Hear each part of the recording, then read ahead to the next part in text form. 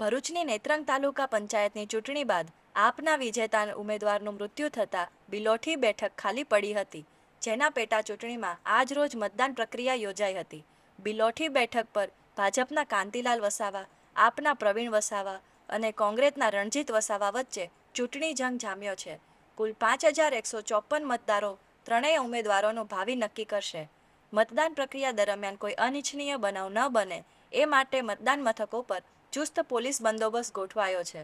ઉલ્લેખનીય છે કે તાલુકા પંચાયતની એપ્રિલમાં યોજાયેલી ચૂંટણીમાં 16 બેઠકો પૈકી આપે 8, ભાજપે 7 અને કોંગ્રેસે 1 બેઠક હસ્તગત કરી હતી, જેમાં આપના એક ઉમેદવારનું આકસ્મિક મોત થતાં ભાજપે કોંગ્રેસે સાથે ખેલ ખેલી તાલુકા પંચાયત કબજે કરી હતી.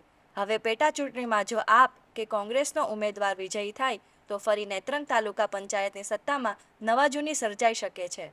તારીખ 30 જુલાઈએ મતગણતરી બાદ જો ભાજપ જીતશે તો સ્પષ્ટ બહુમતી સાથે સંખ્યાબળ 9 થશે અને જો આપનો ઉમેદવાર વિજયી થયો તો ફરી ભાજપ અને આપ વચ્ચે 8-8 સભ્યપદને લઈને ટાઈ પડતા સત્તા માટે રસાકસી જામી શકે છે. જ્યારે કોંગ્રેસનો ઉમેદવારની જીત થઈ તો ફરી સત્તા માટે જડતોડનું રાજકારણ ખેલાઈ શકે છે.